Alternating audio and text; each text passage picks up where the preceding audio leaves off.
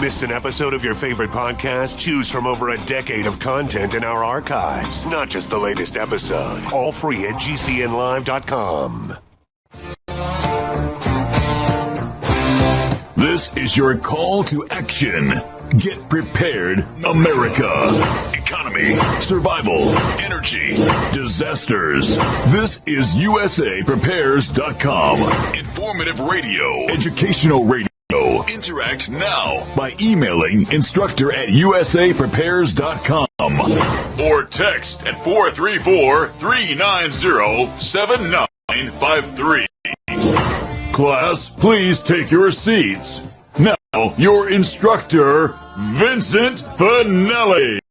Everyone all set, cocked, locked, blissed? Dr. Shealy, are you blissed? Yes. Yeah, I know.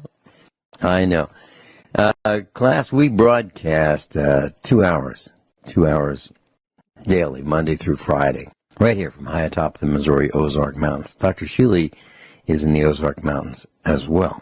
And if you'd like to call us, we'll pay for the call, 866-582-9933, 866-582-9933. Telephone listen line, 605-477-3249, 605-477-3249. Brad is engineering the broadcast in Minnesota at GCN. I'm Vincent Finelli. Delighted to be with you. Dr. Shealy, thank you so much for taking such good care of me. I really appreciate your medical advice, opinions. One certainly takes care of one's dear friends. I try to do that with everybody, but friends do get extra attention if possible. I really appreciate it. You know, I had a great time at your clinic yesterday, and I spent several hours in the scalar energy room. And Dr. Shealy, can you share with our class today a little bit about, or a lot about, the scalar energy room, what you do in that room, the results that you have seen, witnessed, measured, and so forth? Well, basically, scalar is the most unusual energy known. It was discovered by Scottish physicists in the mid-1800s. It was further developed by the greatest brain of all time, probably, Nikola Tesla, in the early 1900s. What he demonstrated with it is that actually it is, quote, free energy, end quote.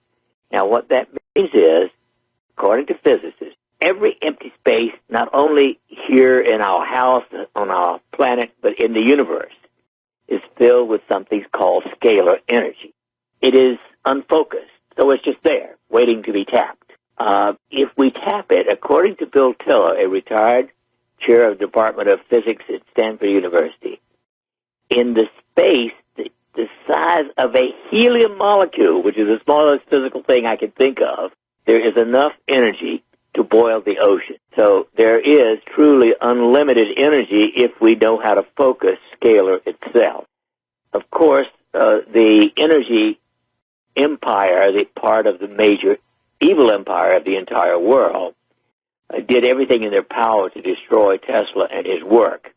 I'm amazed they didn't actually take a contract on him, but they totally put him down. He somehow didn't recover from and get, the credit that he should have gotten as the greatest Nobel Prize of all time. Meanwhile, physicists sort of dawdle with it. About a year and a half ago, I attended the annual Tesla conference, which looks at new energy. And there were 2 papers there on the use of scalar energy for healing. And it's sort of sitting in the back of my mind. Actually, Sergey Soren and I went down to Kentucky to one of the clinics where they use some of this equipment. We sort of rested all day in the room, couldn't tell much other than that. But in the fall, there was a story about a small city in southern Italy where the average life expectancy is longer than anywhere else on the earth, 95 or more. And they're healthy until then. And actually 10% of them live past 100, and 10% of those live to 110. And they were trying to say it's because of the Mediterranean diet. And maybe they eat a lot of rosemary. Now, to me, everybody in Italy practically eats the Mediterranean diet. I mean, that's the staple of the country. And certainly, how much rosemary can you eat that would make that kind of difference? So intuitively, I thought there's something about the topography of that particular area. Maybe the Earth itself somehow focuses scalar energy there. And indeed, interestingly, I have corresponded with the people who did the research where they found in these people the adrenomedullin to be equal to healthy 20-year-olds. Adrenomedullin is probably the single most important hormone in the body for telling whether or not you are getting age problems. Ordinarily, anytime you're stressed, whether it's physical, emotional, or otherwise, adrenomedullin goes up to bring back down the stress response. It is much more effective than cortisol and safer. But cumulatively, through 80 and more years of age, your adrenomedullin level goes up.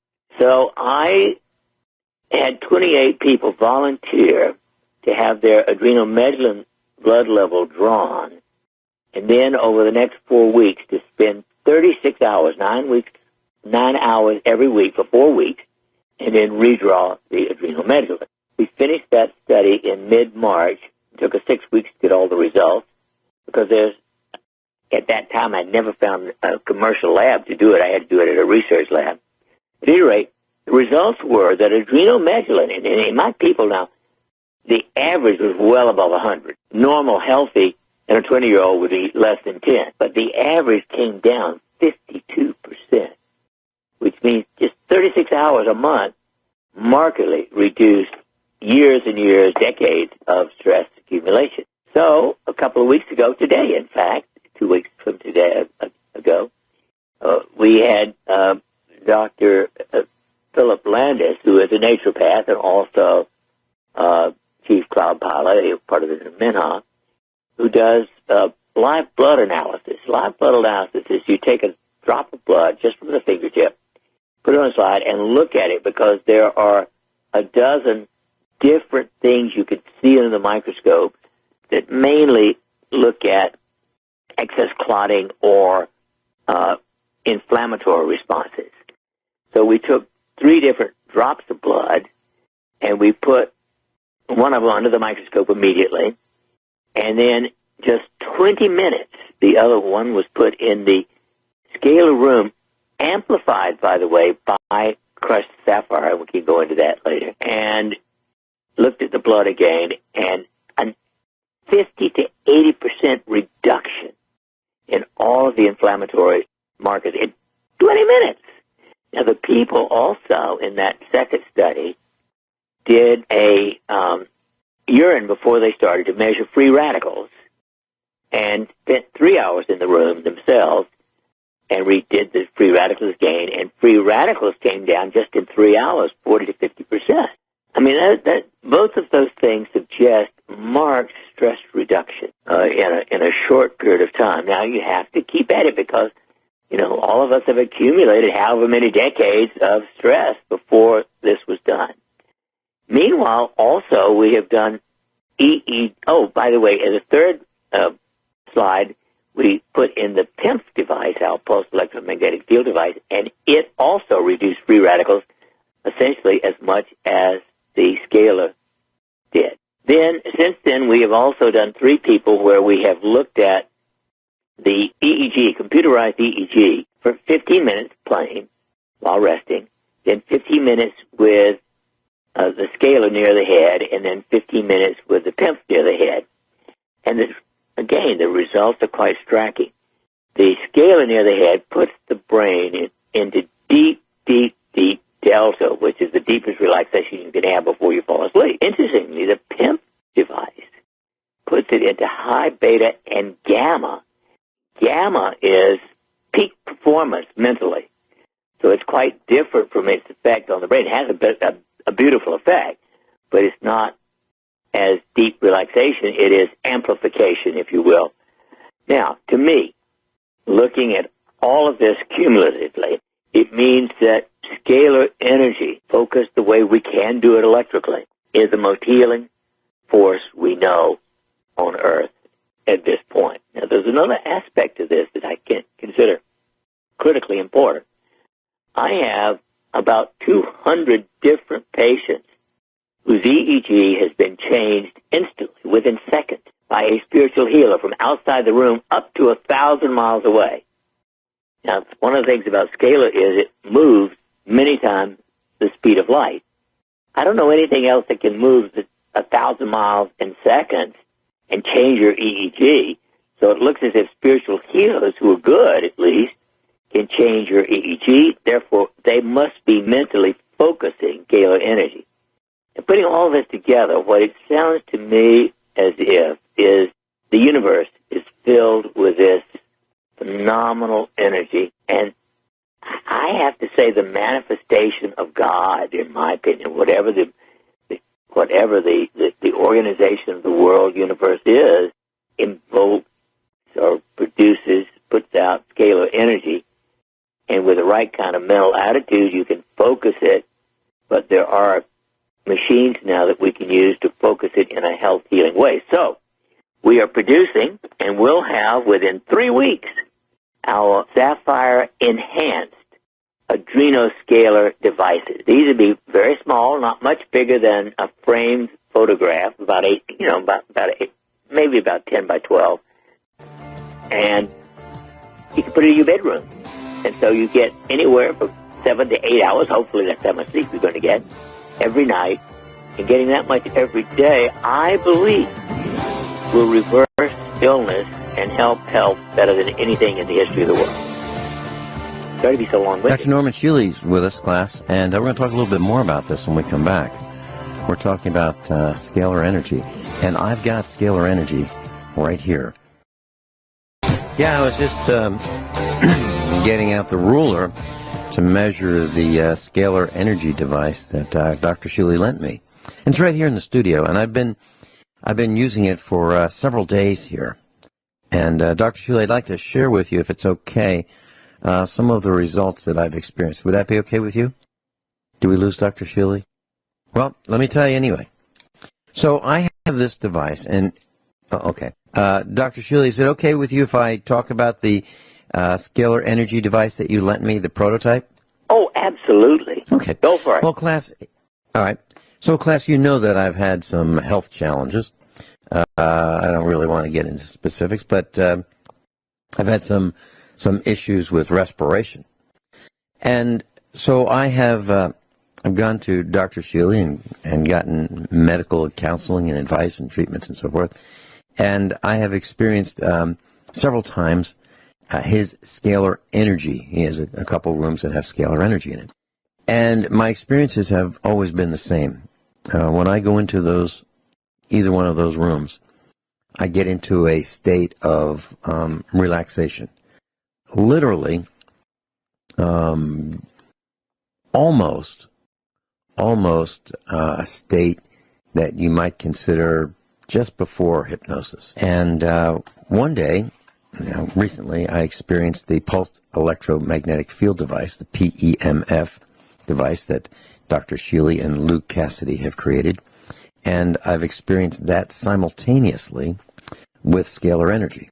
And what happened with both of them operating at the same time in the same room, the PEMF device right on my upper chest, and the scalar energy aimed right at me just a couple feet away. I was in a recliner-type chair. Went into, even when both of them were running, even deeper state of relaxation. I would say that it was almost, if not at the same level with both of them, as the mental state I was in during a past life regression with Dr. Shealy.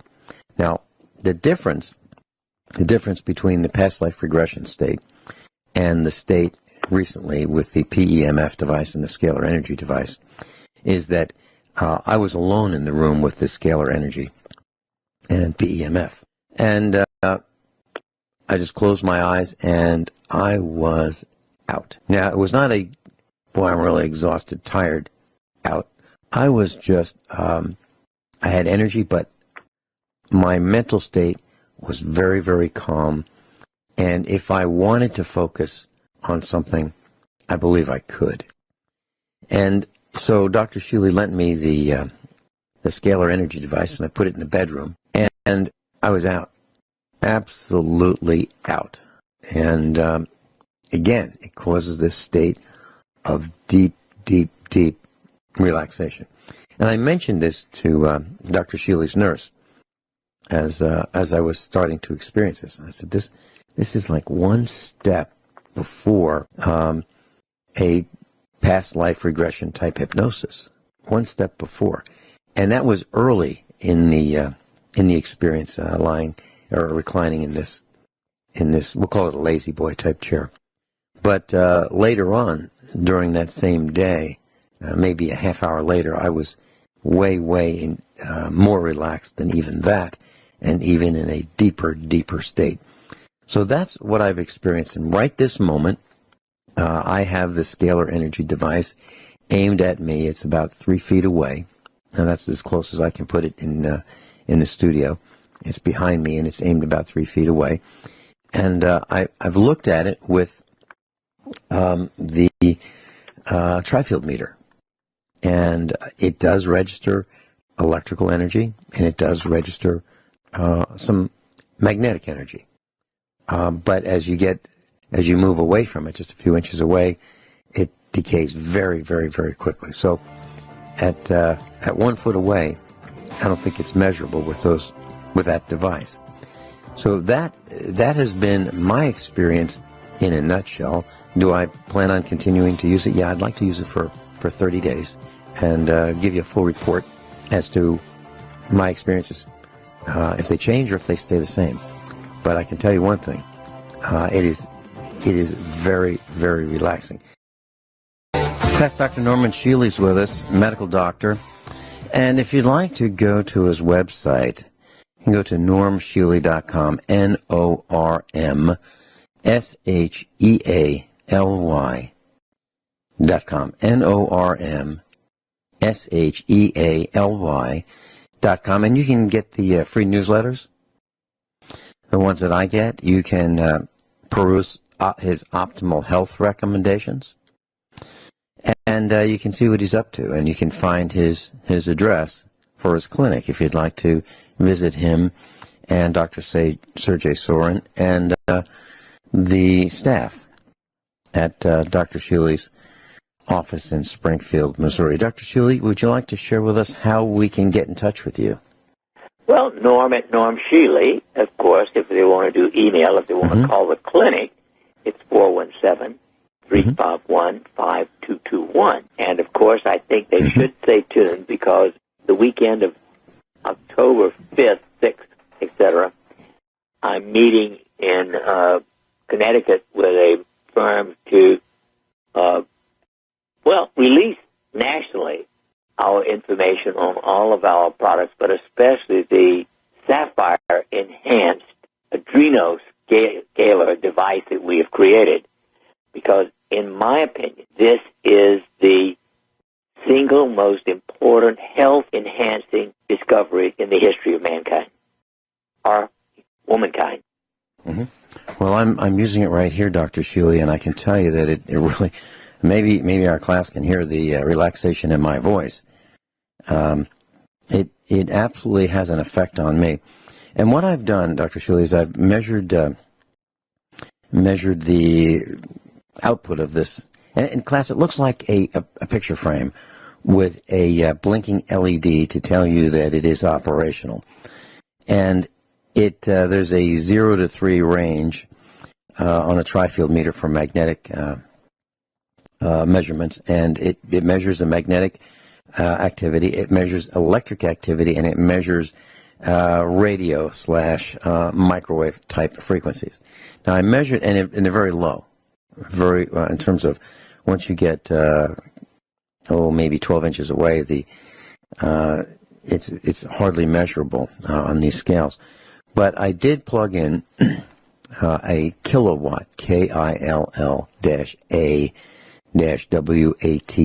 meter, to the power supply to the scalar energy device, because I believed it consumed very, very small amounts of power. And I verified that just now. And so I have it operating, the scalar energy device is operating with a kilowatt meter to determine how much power is this device actually using. Well, the answer is 1 watt. So when you think, and that's how much power it's consuming, and that's not radiated power, that's power consumption to power this device. And that means that if you were to run this for 1,000 hours continuously, nonstop, in our neck of the woods, the power bill for that operation for 1,000 hours continuous of this scalar energy device would be 10 cents. Literally. That's how much it costs to operate this device. It's so not quite I can tell you but it's darn close. Agreed. Well, now the next step, Vince, once we get the permanent devices, the sapphire enhanced adrenomedullin devices, the next step will be to get at least half a dozen to 10 people who are willing to have their telomeres measured and give them a device to use for a year and then remeasure the telomeres. Because I believe that with the amount of stress reduction that this particular device does, that we will show, just as with certain blends of our essential oils or the Rejuva-Matrix and electricity of a different nature, we've already proven that you can regrow your telomeres 3.5% a year. And telomeres are so important in health and longevity. Yes, you have. And my wife was in that study, and her telomeres grew. And she participated in that study with the Bliss oils.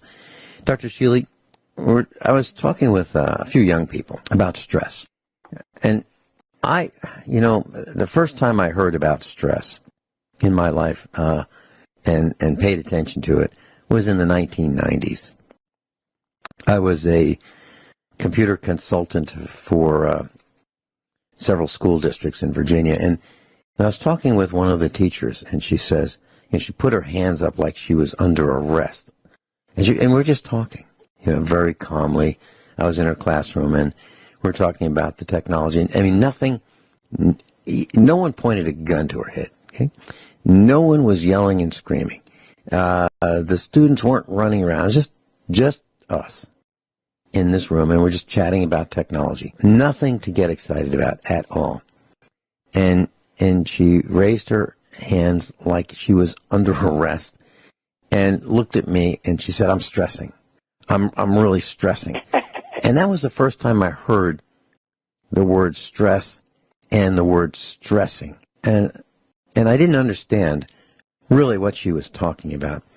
And what she was describing is some high level of anxiety, as I look back, that she was experiencing. And that was the first time that I'd heard anyone mention this, because I thought, well, if you're under pressure, and I've heard those terms, I feel like I'm under pressure, but I haven't heard the term stress or stressing until that point. And I was thinking about that, and I was thinking about my discussion with some young people recently.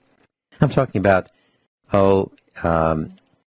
teenagers, late teenagers, early 20s, and they are telling me that they are stressed. Now, some of them are going to school, and they're going to school like nights, and they're working, have a part-time job, and they're going to school either part-time or full-time, and they are really stressed. And I said to one of them, a young lady, I said, "So tell me about the other people your peers in school. How do they compare to you regarding stress?" And she told me that she is calm compared to them, and she's really stressed. And I said, "All right, so what do you attribute this to?"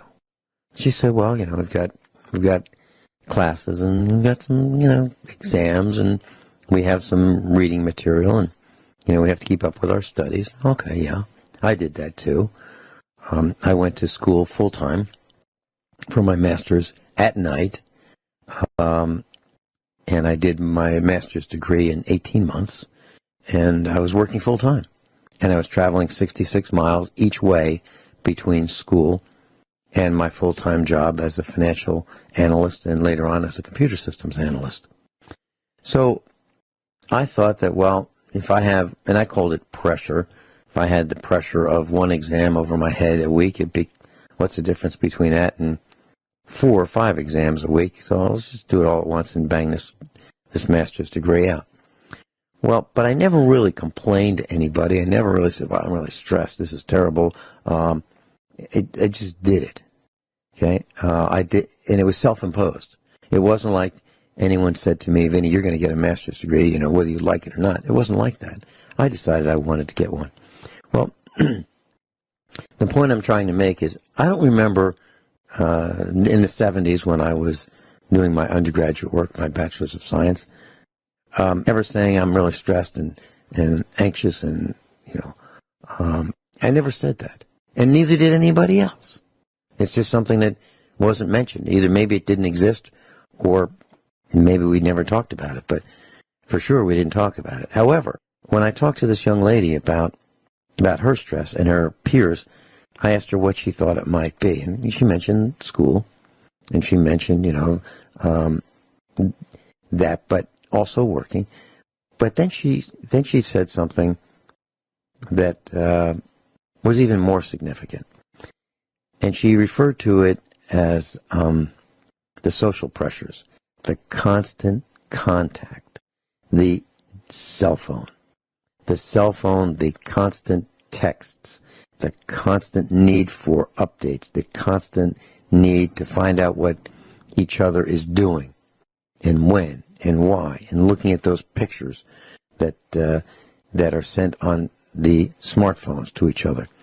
And she narrowed it down to that it was the constant contact, the social media, that is driving our young people into extreme anxiety. And it's not just her. You talk to any young person, and they'll say, yeah, I feel really stressed. And it's this constant contact. And it's people texting me in the middle of the night. It's my phone vibrating, with when I'm not supposed to be on the phone. And it's that. It's really that. But at the same time, Dr. Shealy, they won't turn that darn thing off. They won't leave home without it. They won't get rid of it. They are addicted. It is, Vincent, it is an addiction. A true, serious, health-destroying addiction. In the long run, it's going to be as bad as drugs. There was a gal who, this was months and months and months ago, at your Scalar Energy Room. And everyone, and let me paint this picture, class. So think of a large room in a medical clinic and a whole bunch of reclining type chairs. So everybody is in a reclining type chair. Everybody has his eyes closed, her eyes closed, deep state of relaxation. But one gal who's new to this has her cell phone and she's texting away, and she stopped it immediately.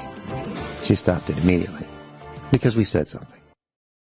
We're talking about scalar energy versus the cell phone. And Dr. Shealy, here's my question. Is it possible that using a cell phone and being addicted to the cell phone can prevent the absorption of some of these low-powered scalar energy waves that would benefit us? Absolutely. And what I'm saying, yeah. In fact, that's one of the reasons we ask all the participants not to use cell phones in the scalar room. Yeah, and some people are just so darn addicted as you mentioned, that I think withdrawal is instantaneous. Oh, yeah. They just can't think about not having that cell phone. So, Dr. Shealy, are you convinced that cell phones are actually damaging maybe our evolution? To brain. Changes. Brain especially, mind especially, to the nervous system and the immune system. But other than that, probably they're not too bad. Wow. I know I'm not quite as significant as you are. I have an old-fashioned flip phone, which is turned off 99.999% of the time. I carry it with me when I travel because there isn't, there used to be phones available in airports and all kinds of places. They're not even there anymore. So if I'm traveling, even in my car, and something happens, I want it for an emergency. But that's when I use my old flip phone. It is not available for people to call me. First of all, I don't want to be on call 24 hours a day. I don't even want to be on call 8 hours a day so people can get to me anytime they want. I because that, well, it's distracting. Absolutely. And one of the things that brought this to my mind was I used to get calls from people, and I'd answer the phone, the landline, for example, and they'd be traveling, they'd be in their car, and they'd say, well, they're bored, so they thought they'd call me. It's like, so you're bored, so now you got to take up my time. You want to irritate me with your nonsense. Yeah, I mean, if someone's got something important to say, I'm all ears. If they have an emergency, I'm all ears. But we can get that solved quickly. We don't need a half-hour conversation about things that aren't important. I've got a lot of things I need. Drivel, Facebook, that's exactly. Twitter, all of those things are, in my opinion, the worst drivel ever created. And here's how I liken that. When I used to have a job at a corporation, I worked for one of the Fortune 100 companies as a financial analyst and a computer systems analyst, and we would have a cafeteria where the guys would sit down at a table, the gals would sit down at a table, guys and gals would sit down at tables, and we didn't talk about people. We didn't say, you see her over there, here's what's going on in her life. We didn't talk about that. We talked about the business. We talked about what we were doing. We used that as productive time to share concepts, ideas, plans, developments that we were rolling out. In my area, I happen to impact every area of the company because I was in computer systems design at the banks.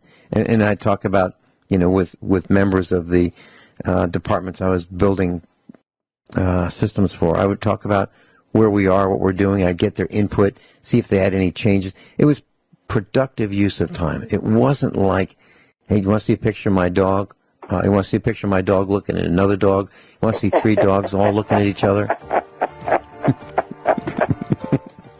Yeah, drivel. Drivel, yeah. And so I'm not interested in that. I'm not interested, as you are not, in being on tap 24 hours a day. For anyone who's got some whim to give me a call because they're bored. Dr. Shealy, when we come back and we talk about, and this bothers me, smoking and the unborn child. When mothers smoke, when mothers are addicted to smoking cigarettes, and they're pregnant, some of the damage that can be done to the child. And then chest infections as a child increases the risk of asthma by 4x. Everyone all set, cocked, locked? Here we go. Hour number 2 of USA Prepares. Dr. Norman Shealy is with us, and if you'd like to, go to his website, normshealy.com, NORMSHEALY.com. And if you'd like to send him an email, norm@normshealy.com, NORM@normshealy.com. Dr. Shealy, I was reading an article on the internet about this mother who was in her mid-20s, and she smoked through her first pregnancy. And as a result, her daughter was left with breathing problems from birth. And so this young woman who just smoked, and I guess she probably didn't listen to advice of lots of people around her, and the young child was had respiratory problems, and the mother feels guilty to what she's done. Yeah, there is a place for guilt. It's when you damage someone else. Sorry. Yeah, no, I'm with you. I'm with you. So, can you talk about what your thoughts are regarding smoking and the newborn? I mean, heck, we've known this for what, 100 years? Yeah. 100 years? The number one cause of premature death, the number one of premature birth early, of low birth weight, and even stillbirth is cigarette smoking. That's at the top of the list. In addition to that, it damages the lungs, the heart, and the brain, so that a huge percentage of babies of smoking mothers are born damaged physically in many, if not every organ in their body. It is probably almost worse than taking narcotics while you're pregnant, and because it damages more organs than the narcotics do. The narcotics primarily damage the brain. So it is beyond stupid. It is criminal, in my opinion. Absolute criminal. They ought to be whipped with a cane in public square. Mm-hmm. Well, this is an article on the dailymail.co.uk, and within this article it says, what are the effects of smoking while pregnant? And it says here, every time a pregnant woman smokes a cigarette, it cuts down the oxygen to her unborn baby and exposes the baby to a cocktail of chemicals, including chemicals that cause cancer. Some of the many damaging effects of cigarette smoke on the fetus include reduced oxygen supply due to carbon monoxide and nicotine, retarded growth and development, increased risk of cleft lip and cleft palate, decreased fetal movement in the womb for at least an hour after smoking one cigarette, impaired development and working of the placenta, changes in the baby's brain and lungs. Now, how can any woman do that to her child? Well, she's already brain damaged. Yeah. She is brain, ethics, morality damaged. Mm-hmm. Mm-hmm. So this woman feels really guilty, and absolutely she should. She caused 100% of it herself. And now I do blame a small amount of this on the tobacco companies, because articles I've read in the past, and a small amount, they have engineered cigarettes to be addictive at greater and greater intensities. So the plan with the tobacco companies, I believe, this is just my opinion, I believe has been in World War II, let's send some cigarettes to those GIs who are in combat, and GIs who are doing all kinds of defense of our country in World War II. Let's get them hooked. So we'll get all these customers when they come back at the end of the war, because the war will end. They'll come back addicted, and they'll be buying our brand of cigarettes. And then the tobacco companies swore to Congress that there's no link to cancer. And then we know that the tobacco companies, through our research and articles we've read over the years, that they have engineered even more and more addictive tobacco plants. So here we have corporations enhancing their customers' dependence on the products that they make. Well, addiction to cigarettes. In my opinion, tobacco should be banned from the earth. Mm-hmm. And anybody who supports it should be hanged in public square. But other than that, and I mean, really, it is one of the most serious, damaging things to people, everybody in the environment, and babies known. It is truly beyond belief unethical.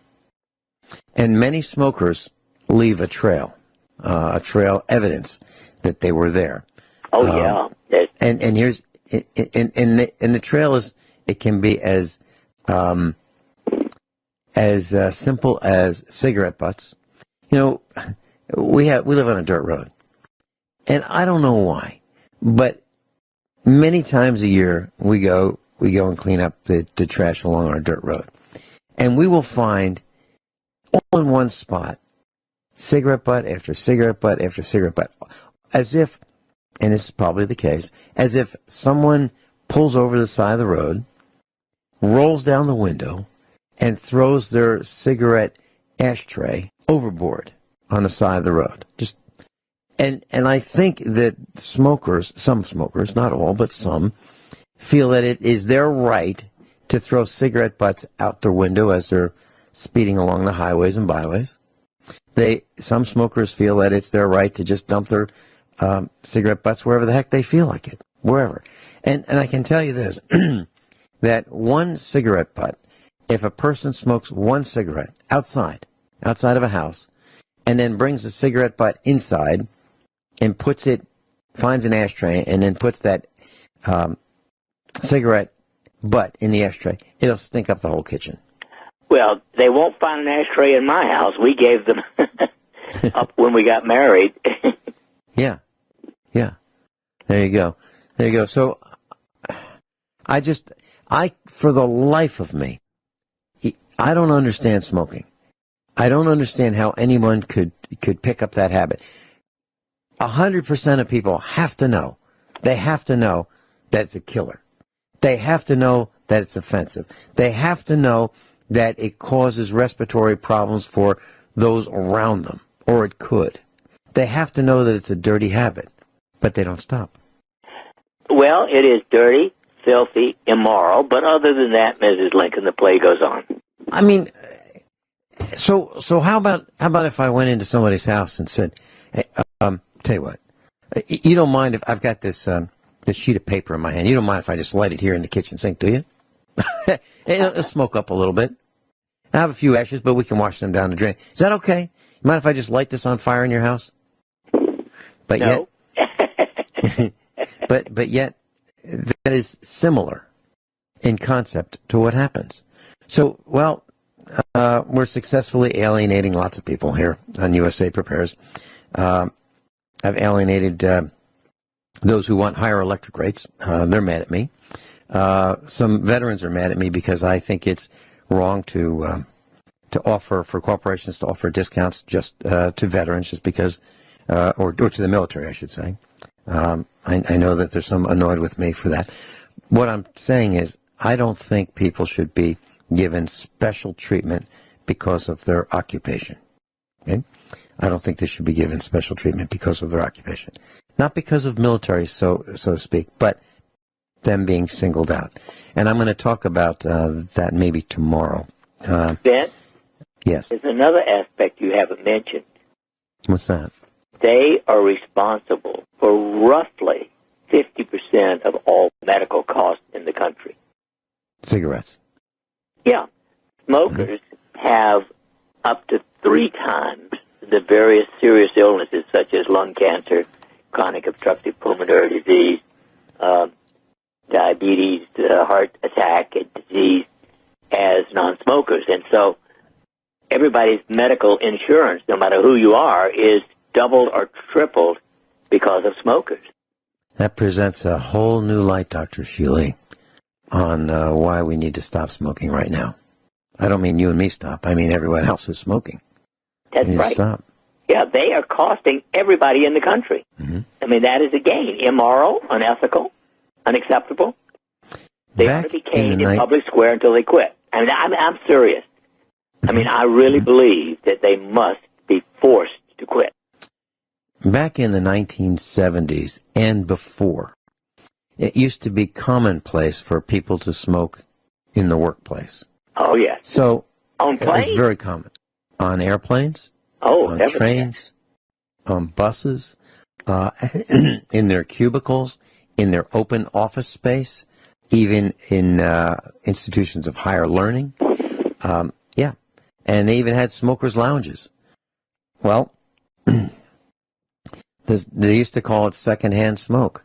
And there were people who had problems with the smoke from just, 15, 20 feet away because it entered the whole room. Let's say a person was in this large office area and one person over there in the middle was smoking or in the corner was smoking. That smoke filled up the whole room. Of course, it was diluted with the air, but it was still there. And cigarette after cigarette would be consumed, and there would be the secondhand smoke, that which didn't attach to the walls of the building and the surfaces of the desk and the lining and the lungs and so forth. The rest of it would go in the air until it clinged onto something. Well, people put up with that for a while, and finally it got stopped. And now it's kind of nice that there's no smoking in public buildings, and there's no smoking in offices and so forth. And I like that. I really do. But please, if you know someone who smokes or you smoke, please quit for your own health and for the benefits of all those around you. And, as Dr. Shealy said, to help lower our insurance costs. That's Dr. Norman Shealy with us, medical doctor, normshealy.com, NORMSHEALY.com. Dr. Shealy, you've got a new book. Can you tell us about it, please? Yes, it's called Conversations with G, A Physician's Encounter with Heaven. Basically, throughout my life, I have had what I call downloads, sudden knowings. Now, I usually have to do some further work to prove that the download is potentially useful. They almost always have to do with research and outcomes for gadgets and things that I produced. Well, for the last over 30 years, I actually have had what I call conversations with at least two angelic guides. In fact, the first really began where I heard them was in 1984. At midnight, I was awakened by a cacophony of something like, I don't remember, 14 or 16 voices, and they were all different. And that's where I met what I call my personal angel. We all have personal angels. They come with you when you're born, and they stay with you. And I learned that my personal angel's name was Muriel. And then not long after that, I began to have a teacher angelic guide that I call G, just G for guide. And he has given me numerous things directly and tells me that actually I've been listening and receiving information from him all my life, but I didn't know it was from him. It just, I thought it was a personal intuition. Well, apparently they work together. And so, I'm grateful, obviously, to him and to Muriel for philosophical discussions. And so I think people need to know that this is normal and potentially healthy. And so I am discussing for the first time publicly my long-standing discussions with my angelic guides. Dr. Shealy, how can you determine whether you are being guided by G, your guide, versus being guided by the hand of God? Or is that similar? Or the same thing? Yeah, that's a great question, Vince. To me, my personal feeling is that God itself, whatever God is, probably doesn't very often have direct communication with individuals. So I think it would be through an angelic guide. Now, let's face it, and I don't go into much detail about this in the book, although I do mention it, there is demonic and satanic and negative possession of people as well. I personally, I think it was 1995, was about to do a past life therapy session on a patient to demonstrate it to some students. And all of a sudden, instead of the patient, the student that I was using, going into a past life, I'm looking at, intuitively, I see a demon. And I thought, oh my, that's fun. I've never done this before. So I spent 30 minutes getting the demon to go to the light. I'd never seen one, but I'd read about it. And so it was my will against its will. And finally, I told it, either you're going back to hell and be tortured forever because you weren't supposed to be found out, or you're going to the light. And finally, it went to the light. So there's other kinds of possession than by angels and God. Mm-hmm. Fascinating.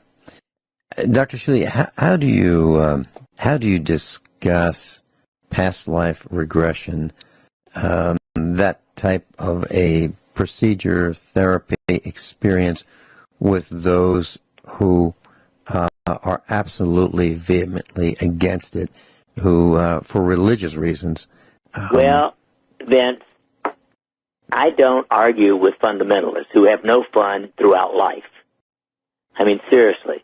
I consider people who are that stupid, uninformed, but really ignorant. It's ignoring fact.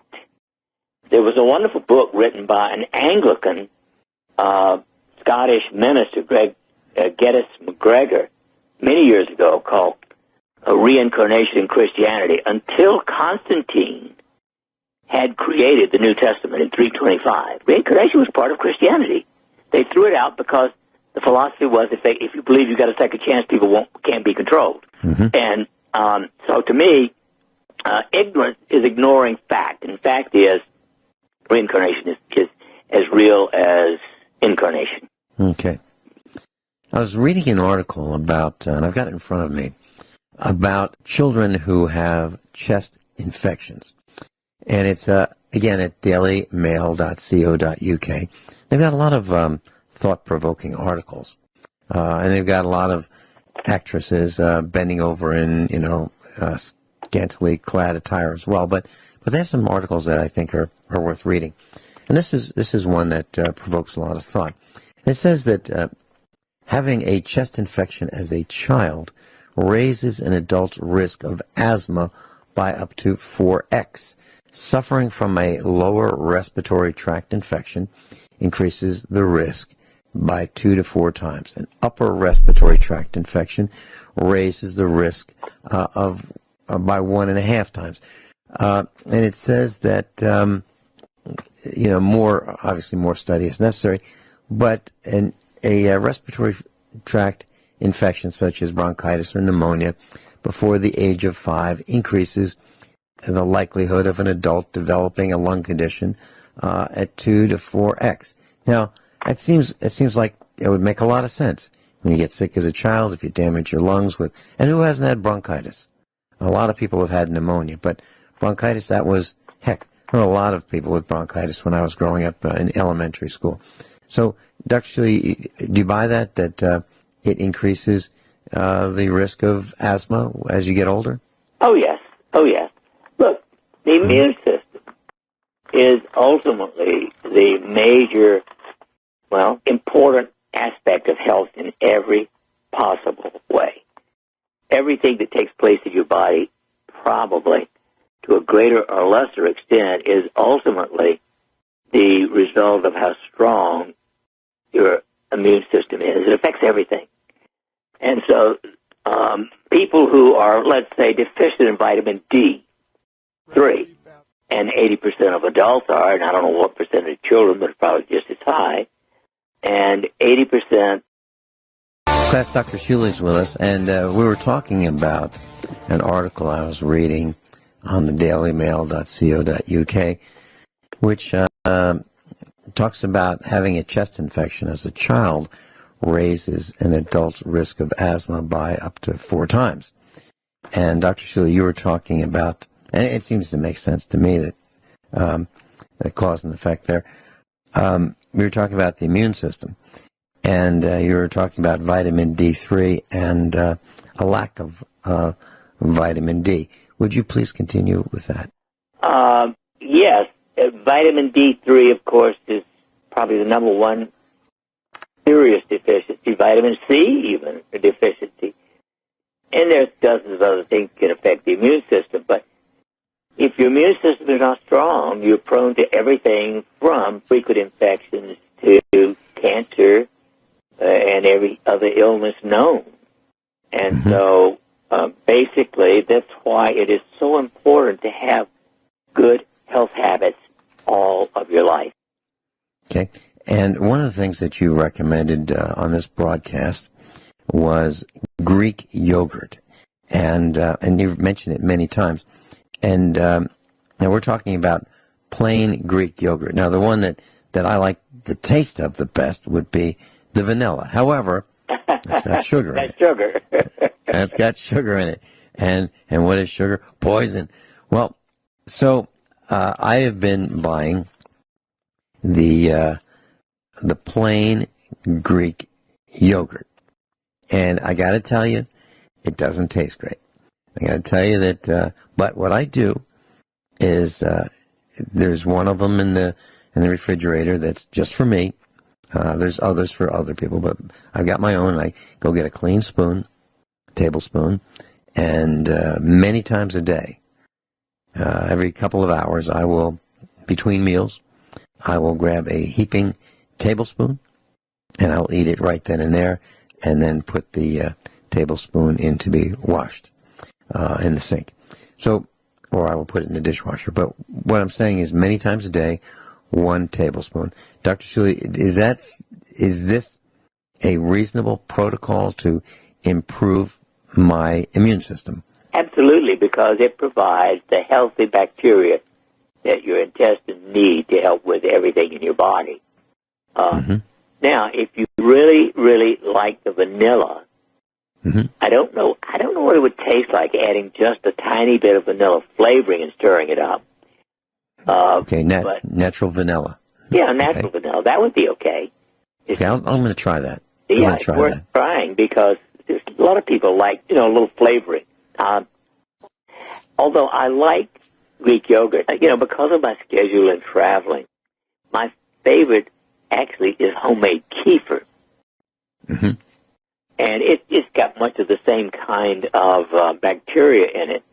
And I make a gallon a week of kefir. So that's how much I consume in 1 week. I get sort of a glassful twice a day.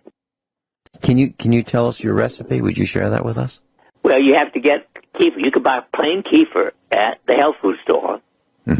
And then I mix about a cup of that into a 2-quart jar, and I add to that 2 level cups of whole milk dried whole milk powder, and fill it up and shake it up. Put a cloth over it with a rubber band to keep bugs from getting into it, and just set it at room temperature for 24 hours, and it's ready. So I do 2 of those a week. And I love it. I mean, the flavor is very smooth and mild, and it's just another way of getting it yourself. And since I don't drink a lot of regular milk, I don't buy a gallon of milk to make it. I just keep dried whole milk powder handy. And would you call this so that enhances the bacteria growth, the positive beneficial bacteria in the kefir and milk? Is that right? Yes. Yeah. Okay. Now, once you leave this out for a day or so, do you then refrigerate it, or do you? Oh, yes. It needs to be refrigerated after 24 hours. Okay. All right. And I'm trying to think if I've ever heard you coughing and sneezing, and doesn't ring a bell. So you're pretty healthy. Yeah. Dr. Shealy's another article on the dailymail.co.uk. And this one, this should ring a bell with our class. Using bleach and household cleaning products can increase your chances of fatal lung disease by 1/3. Cleaning chemicals increase the risk of COPD, chronic obstructive pulmonary disease. Bathing in bleach increases the chance. Yeah. Sorry. Well, okay. When I lived in Virginia, Dr. Shealy, there were people who would put a few drops of bleach in the bathtub with well water, and they would put their children in it because they believed that it would help remove the bacteria on their skin. They would do that. But, you're going to be breathing that because the warm water of a bath helps release the chlorine from the water. And there you are, sitting in a hot bath, breathing chlorine. And it says COPD is a group of lung conditions, including bronchitis and emphysema. And so what they're saying is, you put that stuff down the toilet bowl, these cleaners, these chemicals, you wash dishes and pots and pans with, chemicals, you clean the drains, you clean the floors, you disinfect countertops and so forth. And now you've increased your exposure to these disinfectants. Now, who's exposed a lot to these disinfectants?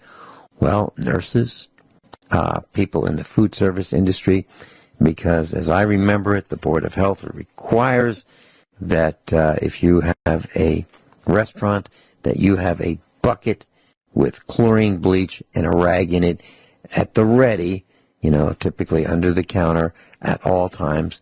And you can fail a health inspection, or at least you could years ago, if you didn't have that visible for them to see when they came and made a surprise inspection of the restaurant. So what we're saying is that these cleaners can have an adverse effect on your health, and it's dangerous. So, Dr. Shealy, your comments, please. Well, obviously, I think you have to be very careful. Now, there is a product called Nixol, which is a different compound, but just as good as a disinfectant. And even, the odor of it is almost nil, so it's not evaporating into the air as much, and that's what I tend to use when I need that kind of thing. And that's what we do as well. Nixall. Class, we've had it at the Get Prepared Expos. We've done seminars on it. So Nixol, and it's available from, you can get it in Missouri, and just type in Nixol, Nixall, on your search engine, and you'll find some contact information. And of course, that's because it's made in Nixa, Missouri. Right. And from my understanding, from Milo Carter, a USA Prepares instructor, that it can kill all known pathogens. Is that right? That is, 99.9. I mean, nothing is 100%. Okay. All right. I was in traffic in the truck in Springfield, Missouri, with Mrs. Finelli and one of our boys, and I saw this cloud coming out the driver's window of another vehicle, waiting at the traffic light. It was a white cloud, and it was a huge cloud, and I said to the family, that is an e-cigarette, and that person is smoking an e-cigarette. And there's this belief that cigarettes are harmful, but and we believe that, but e-cigarettes are better for you than plain old light 'em up type cigarettes. And according to an article that I've been reading, it says nicotine in e-cigarettes can triple the risk of heart damage by increasing the blood pressure of the users. It's called vaping, V-A-P-I-N-G. Vaping devices were found to increase blood pressure and the heart rate of users. Arterial stiffness 3 times greater with the use of e-cigarettes containing nicotine. And they're saying that experts say that e-cigarettes are safer than the real thing, but there still are risks. Well, actually, have you?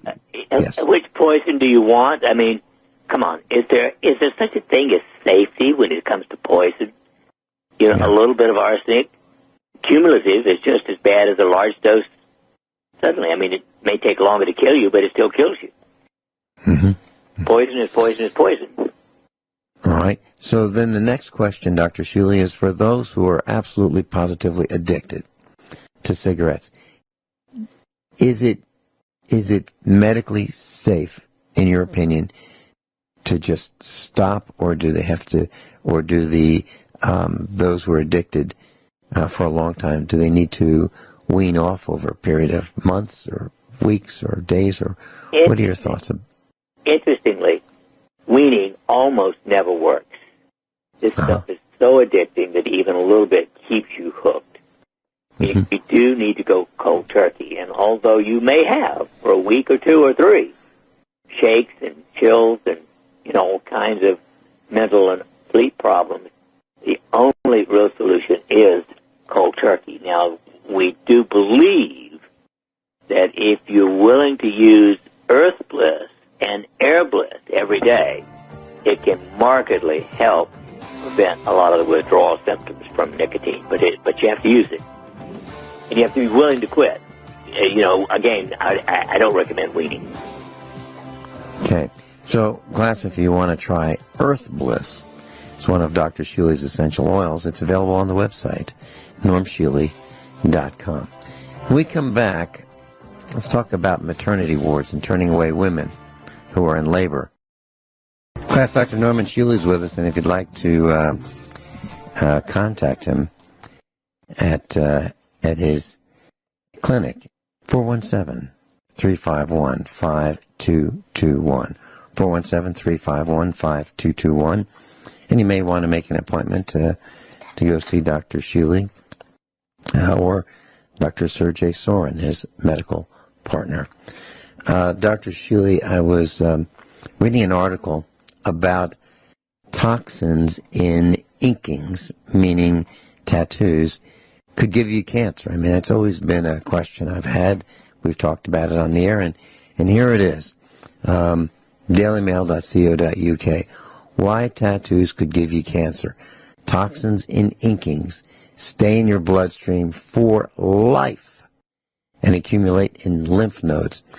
Lymph nodes may become swollen and therefore less able to fight off infections. Titanium dioxide is added to ink to create colors, but also dyes or colors the lymph nodes. And the controversial chemical is linked to cancer, itching, and delayed healing. Heavy or chemicals and heavy metals may travel in the blood and be engulfed by the cells.